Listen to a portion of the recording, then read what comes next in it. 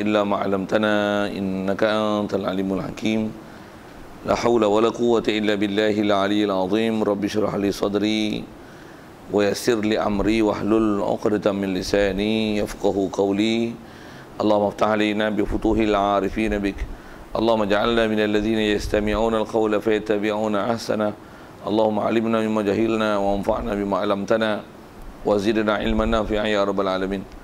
قال شيخ مصنف رحمه الله تعالى ونفعنا به بعلومه في الدارين amin. Kata Musannif rahimahullah taala, kita muka surat 44 rasanya.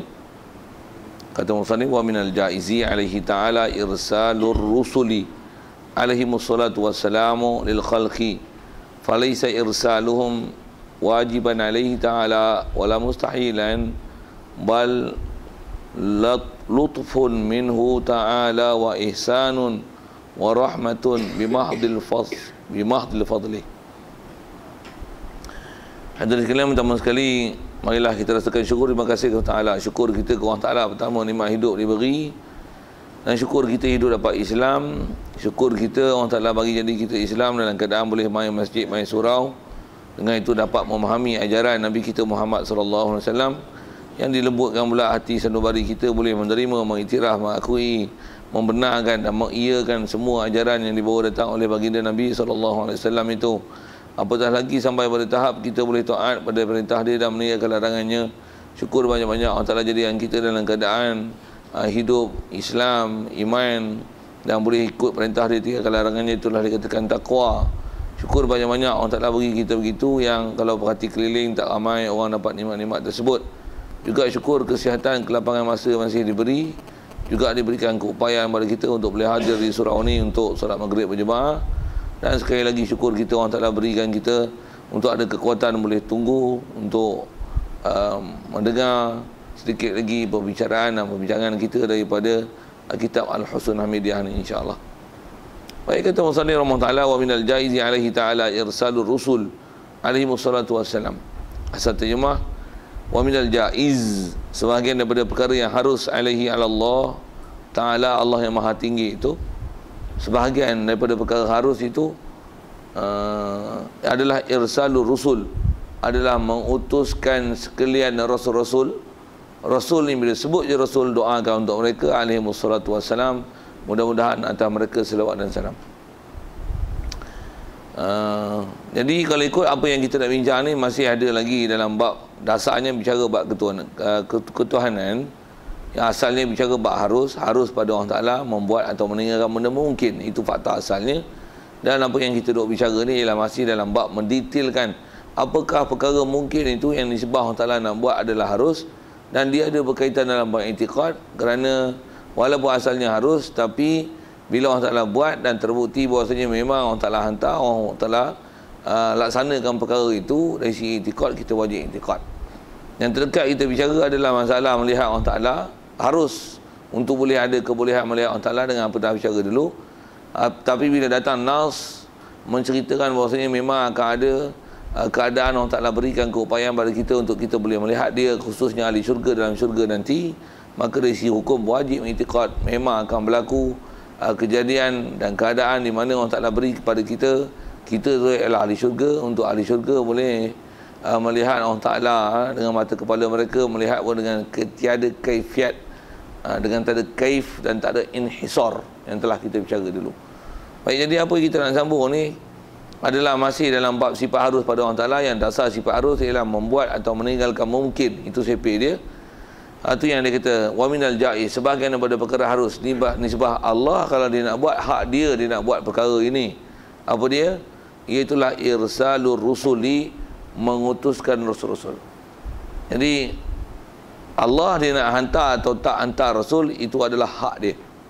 Nisbah dia nak hantar tak hantar rasul, nisbah dia buat demikian adalah harus. Satu kat kita zaman ni, kalau sikit di atas hukum harus asal kita bicara itu,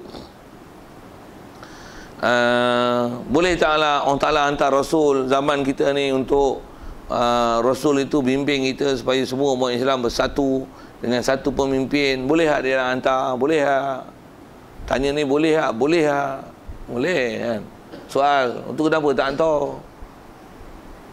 Dia tak nak hantar. Selesai. Habis ya. Dia hantar boleh. Tapi dia tak mau hantar. Mana tahu dia tak mau hantar. Telah dimaklum kepada kita, tambah pula benda ni telah dipanggil common knowledge di kalangan ajaran Nabi kita Muhammad sallallahu alaihi wasallam. Apa dia? Dia pula dia mendakwa, dia kata ana khatamul anbiya. Aku adalah penutup nabi-nabi. Jadi nabi pun dah ditutup, apatah lagi rasul, takkan ada punya. Kalau Nabi Isa turun pun nanti bila setelah datangnya Dajjal, datang Nabi Isa, dia bukan baru nabi rasul yang baru dilantik, tapi nabi rasul yang telah dilantik sebelum Rasulullah. Memang Rasulullah penutup, cuma Nabi Isa esok tu dia diturunkan semula. Itu saja. Adapun Nabi yang baru dilantik selepas daripada Nabi kita Muhammad sallallahu alaihi wasallam takkan berlaku. Nisbah Allah, nisbah dia nak hantar boleh, tapi nisbah janji dia takkan menyalahi janji dia, dan kita berpegang dengan janji dia yang tidak akan adalah Nabi, dan kita percaya bahawasanya memang apa yang Rasulullah sabdakan tu betul. Dan memang betul-betul dia cakap begitu. Memang tidak akan ada dah Nabi dan Rasul selepas daripada Nabi kita Muhammad sallallahu alaihi wasallam. Macam mana pun atas dasar asalnya menghantar Rasul itu adalah harus. Satu, kalau tak ada Nabi Rasul di satu-satu tempat, satu-satu negeri, satu-satu ketika, satu-satu zaman, Allah Ta'ala tak hantar Rasul. Jadi adakah menjadi satu kesalahan pada Allah Ta'ala dia tak hantar Rasul itu? Tidak. Satu, ada Rasul Melayu yang dakwa dia, tapi sah sesat. Tapi sepanjang sejarah tahu kita tak ada Rasul di kalangan orang Melayu. Begitu juga lah dalam kalangan bangsa lain. Cuma di atas kita bicara akidah ni, boleh ke orang Ta'ala nak hantar Melayu satu Rasul, Jawa satu Rasul, untuk Banjar satu Rasul, untuk Australia satu Rasul, Tasmania satu Rasul, bohpilah mana-mana agak-agak tempat kita boleh sebut tu, New Zealand satu Rasul, boleh dihantar. Kaum Maori satu Rasul, Pygmies di Afrika satu, apa lagi yang boleh sebut kaum-kaum ni, Jepun satu Rasul, boleh dia buat. Tapi siapa dia tak buat? Jawab, ikut dia. Dan mana kita tahu ikut dia tu? Tengoklah maklumat apa yang ada. Dan kalau di sebelah kita dapat maklumat, tak ada pun maklumat bunyi ada kaum Maori ke apa ke dekat New Zealand ke Australia ke bunyi Rasul, tak biasa dengar pun. Jadi bila tak biasa dengar, jangan duk reka-reka lah benda yang tak jadi Rasul jadi Rasul. Okey, macam mana pun atas kita bicara nisbah menghantar Rasul tu sendiri, nisbah Allah dia nak buat adalah harus. Jadi tak aib pada dia untuk dia hantar ataupun tak hantar Rasul. Nisbah hantar tu tak jadi masalah ke dia, nisbah tak hantar pun tak jadi masalah pada dia. Cuma kalau kita relatekan dengan bab i'tiqad, siapa-siapa yang dihantar Rasul, jadi mana-mana yang telah dihantar Rasul untuk memimpin jalan yang ke jalan benar, bila hantar Rasul, Rasul telah menjalankan tugas dia. Siapa-siapa yang sampai seruan Rasul ini, maka atas istilahnya tertakliflah pada dia untuk mengikut Nabi Rasul tersebut.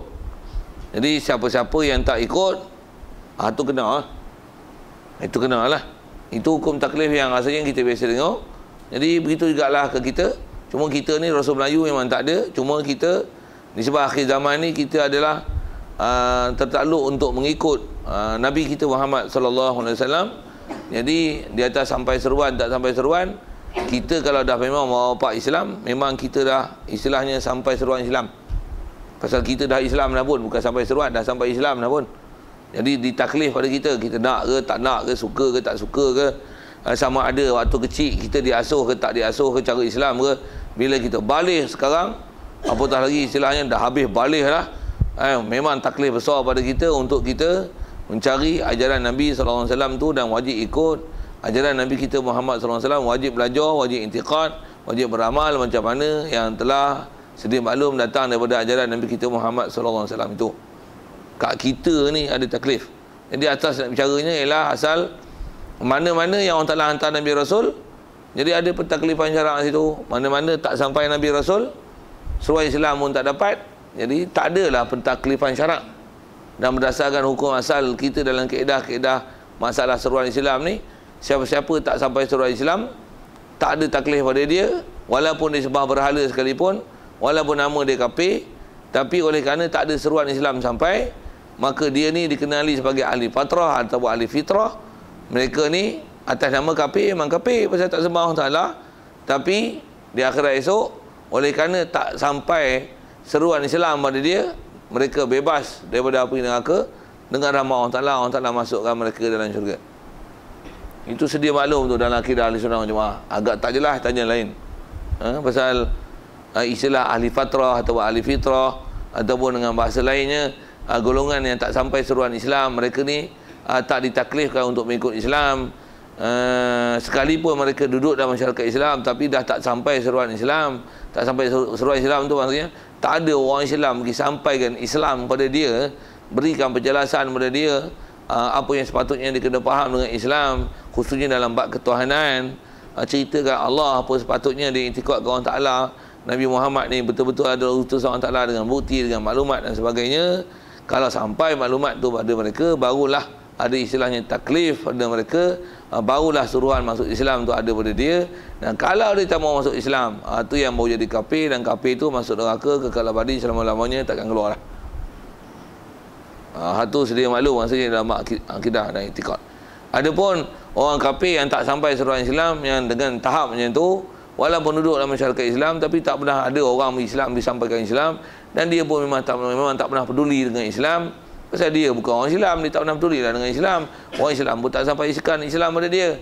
Dia ni memang istilahnya tak sampai seruan Islam. Pasal memang dia tak ada pengetahuan dengan Islam. Dia pun tak pernah ada channel pergi buka tentang Islam. Orang pun tak pernah dakwah Islam kat dia. Dia ni apa nama? Ahli fatrah, ahli fitrah.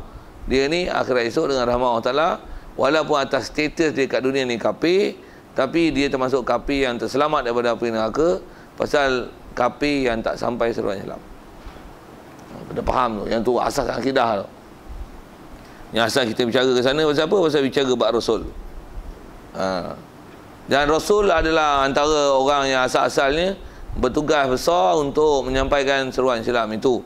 Yang keduanya adalah Nabi. Atas pangkat paling besar Rasul, pasal dia ada syariat baru yang dia kena hantar, yang dia kena maklumkan kepada umat dia tentang ada pensyariatan baru berbanding dengan Nabi Rasul dulu. Dengan sebab tu dia jadi Rasul.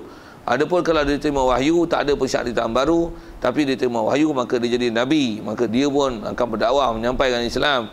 Memang kerja dia amar ma'ruf nahi munkar, Bashir, Nazir, itu adalah kerja dia, pasal dia ialah Nabi. Jadi itu adalah yang memang tugas besar untuk menyampaikan Islam. Dan antara yang bertugas untuk sampaikan Islam itu adalah umumnya seluruh umat Islam, khususnya kita umat Nabi Muhammad SAW ni. Pasal apa pula? Pasal Nabi Muhammad adalah untuk seluruh alam, semua bangsa, semua zaman, sampai kiamat esok mesti ikut ajaran Nabi kita Muhammad SAW, tak boleh ikut ajaran lain. Ada pun umat-umat dulu, mereka ada Nabi Rasul yang khas, spesifik untuk kaum tertentu, kampung tertentu, daerah tertentu, wilayah tertentu. Asal macam Nabi Musa, dia Bani Israel je. Nabi Isa pun Bani Israel saja. Satu lain pada Bani Israel, tak suruh ikut kitab Taurat. Satu kalau dia orang kata Kristian, sedangkan dia orang bukan Bani Israel. Tengok saya sebut bahasa kampung sikit, tergedot. Tergedot faham? Tergedot. Tuan-tuan tak pakai kot bahasa tu, tak bisa dengar. Tergedot ni kepala otak sengit. Tu faham? Bahasa mudah kepala otak sengit tu faham tak? Pasal apa? Ikut Kristian, buh pilah atas nama ajaran Nabi Isa lah. Tapi Nabi Isa tak ajar Kristian tu, buh pi atas nama ikut kitab Injil lah. Maksudnya gitulah, kitab Injil, tapi bukan Bani Israel, Jepun tapi ikut ajaran Nabi Isa. Macam okey tak? Itu saya kata tergedok tu, kepala otak sengit. Siapa? Jawab. Jepun bukan ditaklif untuk ikut kitab Injil lah, dia Bani Israel sajalah. Melayu pun tak disuruh ikut. Mat Saleh ikut tak? Bani Israel ke Mat Saleh ni, orang putih? Obama Bani Israel ke? Bopi Obama tu yang mana nama boleh kenal? Tu apa? Netahu apa tak? Bunyamin Netahu. Apa tu? Yang tu lah kan, saja je usia-usia nama dia tu. Bani Israel ke tu? Jadi patutnya dia ikut syariat Nabi Muhammad lah. Mana boleh ikut ajaran Yahudi? Buh pilah atas kata ikut kitab Taurat, Injil, buh pi. Tak ada kena-mena dengan dia orang. Pasal apa? Nabi Rasul tu tak diutus untuk mereka, pasal bukan Bani Israel. Yang boleh ihtimal Bani Israel saja. Boleh ikut boleh ikut Taurat, Injil. Lain tak ada. Tu Cina, India, Jepun, Australia, Red Indian, boleh tu. Oh, orang putih, orang hitam, orang coklat, tak ada. Bani Israel dia boleh ikut Injil dengan Taurat. Lain tak ada. Madian, Quran sebut macam mana? Wa ila Madiana akhahum Syu'aiba. Cerita macam mana? Nabi Syu'aib untuk penduduk Madian aja. Wa ila Adin akhahum Huda. Nabi Hud untuk kaum dia satu khas saja. Kaum Ad. Nabi Muhammad dia rahmatan lil alamin. For the whole world, all the universe, mesti ikut Nabi Muhammad. Nak pergi faham sampai seruan Islam tu. Jadi Nabi Rasul dia ada yang sampai tahap tertentu je. Nabi Muhammad untuk seluruh alam, dan termasuk ada tugas untuk sampaikan seruan Islam ni bukan saja Nabi kita Muhammad sallallahu alaihi wasallam, tapi kita lah umat Islam yang jadi fardu kifayah. Salah sikit ke fiqh kita tu. Dan ada hukum akidah itu apa dia? Fardu kifayah atas kita untuk ada sebahagian daripada kita mengajak manusia untuk masuk Islam. Begitu juga fardu kifayah untuk istilahnya amar ma'ruf nahi mungkar. Kadang-kadang dengan istilah itu, dan antara mungkar yang paling besar sekali kalau ikut akidah syarak adalah maksiat kafir, maksiat sembah berhala. Tu mungkar besar. Maksiat murtad, tubuh besar juga tu. Bahkan maksiat kafir dengan murtad mana besar lagi? Murtad besar lagi. Satu sikit dengar soalan, nak pandai nak jawab. Ajak orang kafir yang kafir masuk Islam dengan kita ajak orang Islam yang masih bengong dengan Islam, tapi sebab bengong ni tu dia akan jadi murtad. Mana lebih utama untuk kita buat ajak seruan Islam, ajakan Islam, susun balik institusi Islam untuk jaga Islam supaya Islam betul? Mana? Jawab. A, B. A siapa tadi? A kafir tadi kan saya sebut kan. A itu yang pertama lah, saya sebut dengan tertib tu. B tadi siapa? Orang Islam yang bodoh tentang Islam, tak kerti Islam, dengan sebab bodoh dia tu boleh jadi murtad. B lah lagi utama. Pasal apa? Pasal dia dah Islam, cuma nak jaga status sebagai Islam tu supaya kekal Islam. Yang tu lagi besar tu. Pasal dia dah taklif lah. Nak tak nak, suka tak suka, hang bodoh, dia tengok jadi Syiah. Oh, salah besar tu. Kalau berpilih Mak Saleh, Obama jadi Syiah, tak masalah. Faham tak kata apa? Pasal apa? Saya memang tak ada masalah kat dia. Pasal dia ikut Syiah pun, memang asal pun dia kafir. Tapi kalau Iran jadi Syiah, kacau. Malaysia jadi Syiah, kacau. Apalah seumpama itulah. Pasal apa? Pasal itu keluar dari Islam tu. Ikut ayah pin, kacau. Ada pengikut Kasih Ahmad, kacau. Maksud kalau ikut dakwah ni, dakwah ke orang kafir, orang Buddha, orang Hindu masuk Islam banding dengan hak Kasih Ahmad masuk Islam, mana lebih besar? Hak Kasih Ahmad masuk Islam tu besar lagi. Satu ulama-ulama kita yang ulama tabligh tu lah, buah pergi dengan bahasa gitu. Dia suruh kita pergi dakwah orang Islam dulu. Pasal apa? Itu lagi keutamaan besar untuk kita jaga daripada ajak orang kafir masuk Islam. Pasal bila orang kafir, dia tak sampai seruan Islam, kita tak pernah cerita Islam kat dia, dia tak sampai seruan Islam. Dia pun tak pernah ambil tahu tentang Islam. Islam pun tak pernah ada orang cerita kat dia. Dia mati memang kafir, tapi selamat api neraka pasal ahli fitrah. Bagi faham kondisi tu. Sikit syarah kat tu. Pasal nak cerita tentang masalah menghantar Rasul ni sebab Allah Ta'ala hantar adalah harus. Jadi yang dia hantar tak hantar tu satu itu hak dia. Cuma kat kita kena faham hukum pentaklifan dengan hantar Rasul. Dan kat kita ni memang Rasul takkan ada dah Nabi Rasul baru. Rasul yang ada pada kita ialah Nabi kita Muhammad SAW. Yang tu je yang kita boleh ikut. Di atas kita ada hukum tu lah. Itu yang nak sebut hukum sampai seruan tak sampai seruan Islam. Jadi disebah keutamaan kita sendiri kena cari Islam. Disebah nak jaga orang paling besar yang kita nak jaga supaya Islam itu paling besar ialah orang yang memang dah Islam, sama ada yang baru masuk Islam ataupun yang memang dah Islam sejak pada lahir lagi pasal mak bapak Islam, pasal keturunan Islam, hak ni paling besar untuk kita jaga supaya dia memang kekal status quo dia sebagai orang Islam dengan akidah Islam, amalan Islam, iktiraf Islam, dengan ada keimanan yang telah kita bicara dulu bab ketuhanannya, dan antaranya bab Rasul yang apa ajaran Rasul, mesti jaga dia elok, jangan jadi apa-apa nama murtad. Dia lebih utama berbanding dengan ajak orang kafir masuk Islam. Macam mana pun ajak orang kafir masuk Islam, masih ada suruhan untuk ajak orang kafir masuk Islam, tapi saya sebut keutamaan. Jadi keutamaan kalau ikut jaga orang Islam ni supaya kekal status quo dia sebagai orang Islam adalah lebih utama berbanding dengan kita buat dakwah pergi jumpa orang kafir untuk ajak orang kafir masuk Islam. Macam mana pun dua-dua pekerjaan tu adalah wajib, tapi wajib jaga orang Islam tu adalah lebih besar berbanding dengan wajib ajak orang kafir masuk Islam. Macam mana pun dua-dua atas nama wajib, ada atas kita tanggungjawab wajib itu. Dan paling besar kita tuan-tuan, sebelum kita ajak dia masuk Islam, ajak orang Islam buat Islam, ajak ni dulu apa? Ajak kita yang dah Islam, yang kita kena ngaji Islam, yang kita pun tak kerti Islam. Yang kita kalau dia bagi tugas untuk ajak orang masuk Islam, kita pun tak kerti Islam pasal kita bodoh tentang Islam. Waktu bagi ayat power je tu. Pasal kita pun berangan aja macam Islam bagus, syok je masuk syurga bulat-bulat, padahal apa yang bulat tak tahu. Bab ketuhanan pun tak selesai, tak percaya tak, suruh bagi kitab baca tak bab ketuhanan, pandai tak?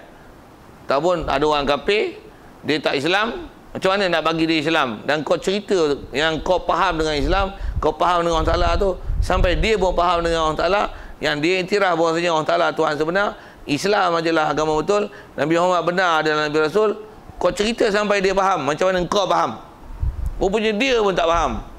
Maksudnya kita ada cuai tu. Cuai apa? Maksudnya kalau kita lahir di kalangan orang kafir, kita pun kafir tak?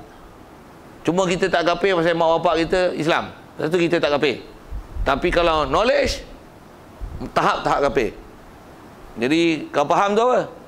Cuai, belajar. Yang anda kata lahir kalangan orang kafir, memang kafir lama lah. Tapi jadi Islam sabit pasal mak bapak Islam yang bersatu Islam. Tapi knowledge, zero. Kalau tak zero, blank pun, blur. Yang tak tahu tuan-tuan, dosa besar. Itu yang kita dah belajar buat ketuhanan lepas tu. Satu. Cuma sebut ke bab tu pasal kita duk bicara bab Rasul, bab seruan Islam. Tu yang nak kena ambil pelajaran tentang Islam tu, yang bila seruan Islam, Rasul memang sampai. Dia memang dah sampaikan apa yang sepatutnya dia sampai. Ulama, sebelum ulama, sahabat, tabi'in, tabi'in, mereka telah sampaikan dengan apa yang telah sepatutnya mereka sampai. Kita ada orang sampai tapi tak pergi cari apa yang dia sampaikan. Dan kalau tak ada orang sampaikan kat kita sekalipun, tanya sikit soalan, apa kita nak buat? Wajib atas kita pergi cari. Walaupun masa kecil, katalah ada kecuaian, our parents tak responsible untuk hantar kita, itu sudahlah, kita pejam mata sudahlah. Doakan keampunan untuk mereka, mudah-mudahan Allah Ta'ala beri keampunan tu. Macam mana pun sekarang kita macam mana? Balik lagi. Tu saya kata bukan balik lah, habis balik lah. Habis balik, tak faham tanya lain istilah tu. Untuk macam mana? Wajib dicari, jangan sampai tak ketipa. Sepatutnya apa? Sepatutnya semua kita kena reti handal bab ni, dan nisbah bertugas. Semua orang boleh bertugas untuk buat dakwah. Dakwah bukan saja dakwah orang Islam, dakwah orang kafir. Dengan kesempurnaan yang ada pada kita tu, yang ada tu yang panggil jihad. Bila-bila boleh panggil jihad? Perang Syria, katakan Syria apa? 3 hari tak lebih. Syria. Imam tolak lagi, imam tak boleh, sorry. Tolak imam tak boleh. Bilal sekali azan, sorry lah, tak sedap sorak. Bilal baru belum panggil jihad. Bagi kitab, ustaz tak ada seorang ustaz datang ni nak ganti. Kita muzakarah sikit, baca. Kok kita Arab kok susah sikit kan? Jawi sudahlah, tak ada pun. Buka open, bincang, describe, kita discuss pula. Discuss apa yang dah bicara. Kita tukar-tukar pandangan dan pemikiran dan bersoal jawab tentang apa yang kita dah faham selama ni. Apa muskil? Mana boleh jawab, tak boleh jawab, apa muskil? Boleh selesai? Tak boleh selesai? Cam, bodoh. Waktu kena faham sikit lah tu. Yang tu yang kita kadang lepas pandang kan, bab ni. Orang Islam kita banyak lepas pandang bab ni, bab ni. Macam mana pun asal bicara kita bab hantar Rasul lah. Jadi nisbah asal kita bicara, nisbah Allah Ta'ala hantar Rasul, nisbah dia hantar tu adalah harus pada dia. Baik. Kalau lihat balik apa yang pernah kita belajar dulu, kalau ada pun pendapat yang kata wajib, siapa? Mu'tazilah. Dia kata wajib Allah Ta'ala membuat dengan perkara yang salah dan aslah. Ada kita jumpa itu. Kok tak hadir itu ataupun tidur ke dah lost memory ke, saya tak tahu. Dia kata wajib Allah Ta'ala membuat salah wa aslah. Jadi selayaknya dia kata apa? Allah Ta'ala hantar Rasul. Cuma kalau kita hujah dia, tu Allah Ta'ala tak hantar Rasul pasal apa? Tuan-tuan tahu apa dia jawab? Dia kata memang Allah Ta'ala tak hantar Rasul dah pasal Nabi Muhammad dah menutup. Tapi akal yang ada pada manusia adalah menepati Rasul. Ini Mu'tazilah. Pasal dia tak boleh jawab lah. Sepatutnya Allah Ta'ala wajib buat salah wa aslah. Betul dia kata apa? Akal yang ada pada kita adalah menepati Rasul. Pasal akal boleh menilai mana baik buruk. Takkan sembah bahala, takkan tak tahu ke bodoh bahala disembah.